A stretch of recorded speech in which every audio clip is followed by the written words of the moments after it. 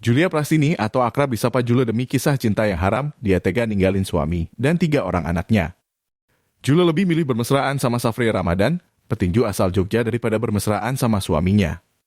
Sebuah pengkhianatan yang gak bisa dimaafin yang bikin Daehon, suami asal Korea Selatan gugat cerai Jule yang dinikahinya tahun 2021 lalu. Yang jadi pertanyaan, bisakah istri yang jelas-jelas ketahuan selingkuh, yang terbukti durhaka sama suaminya masih bisa nuntut harta gono gini dan hak asuh anak?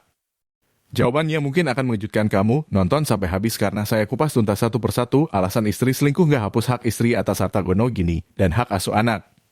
Saya juga berbagi cara suami seperti Daehon buat menangin hak asuh anak. Kalau kita bicara hak asuh anak secara naluri dan aturan umum, maka hak asuh anak yang usianya masih di bawah 12 tahun biasanya jatuh ke tangan ibunya. Alasannya karena ibu dianggap paling stabil dan dekat secara emosional, terutama di usia emas pertumbuhan anak. Tapi dalam kompilasi hukum Islam mengenal istilah nusyus, yang dikenal perbuatan istri yang gak taat sama suami atau perilaku istri yang membangkang sama suami tanpa alasan yang dibenarkan. Istri yang selingkuh dari suami, apalagi ninggalin anaknya sampai berhari-hari demi pria selingkuhan, itu termasuk perbuatan istri yang nusyus atau durhaka. Tindakan istri itu dianggap sebagai pembangkangan sama suami dan itu termasuk dosa. Yang jadi pertanyaan, apakah istri yang durhaka sama suami otomatis kehilangan hak asuh anak? Jawabannya nggak otomatis hilang, tapi di sini letak keadilannya, seperti strategi yang dilakuin oleh Daehon untuk dapat hak asuh anaknya. Daehon tahu hakim nggak hanya menilai dari sisi moral aja, tapi juga kondisi anak, stabilitas hidup anak, dan yang terpenting kesejahteraan anak di masa depan. Daehon harus meyakinkan hakim lewat bukti perselingkuhan yang sah, seperti isi percakapan yang mesra, foto atau video yang jelas nunjukin adanya perbuatan selingkuh, hingga saksi yang dapat bertanggung jawab kalau Jule secara moral dan mental nggak lagi layak sebagai seorang ibu dalam mendidik anak-anaknya. Tolong diingat poin penting ini. Hak asuh anak bisa beralih ke tangan suami apabila istri terbukti secara sah punya akhlak yang buruk, atau punya masalah moral yang bisa berpotensi bahayain tumbuh kembang anak di masa depan. Jika seorang ibu seperti Jule yang terlalu asik sama selingkuhannya dan tega ninggalin anaknya sampai berhari-hari itu udah termasuk mengabaikan kebutuhan dasar anak. Daehon berjuang buat mastiin anak-anaknya tumbuh di lingkungan yang sehat, yang penuh kasih sayang, dan bukan perilaku yang berisiko. Tadi di awal video, saya udah banyak bahas hak asuh anak, sekarang isu yang gak kalah panasnya tentang harta gono gini. Menurut Undang-Undang Perkawinan dan Kompilasi Hukum Islam, perselingkuhan gak jadi faktor penentu dalam pembagian harta gono gini. Prinsip utamanya harta gono gini itu dibagi 2. Suami istri yang bercerai masing-masing berhak atas 1/2 atau 50% dari harta yang diperoleh selama pernikahan. Ini terlepas dari siapa yang berselingkuh dan siapa yang diselingkuhi. Kalau kamu dengar aturan ini pasti ada perasaan gak terima. Kok bisa istri yang selingkuh masih dapat separuh dari harta gono gini?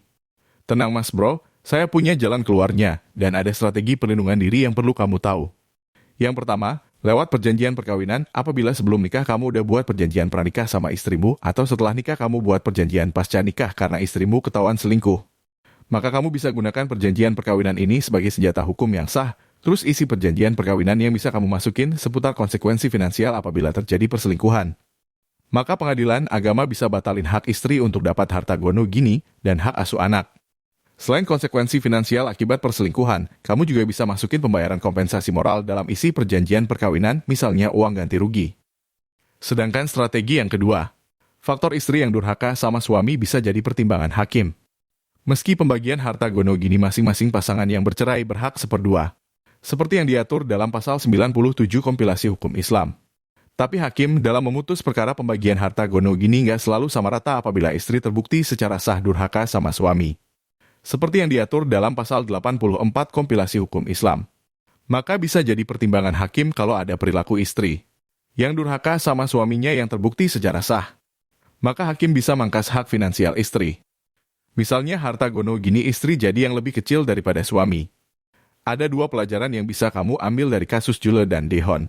Yang pertama, istri yang selingkuh nggak otomatis terhapus hak asuh anak di mata hukum, tapi perilaku istri yang selingkuh bisa jadi bukti moral yang mematikan di sidang perceraian.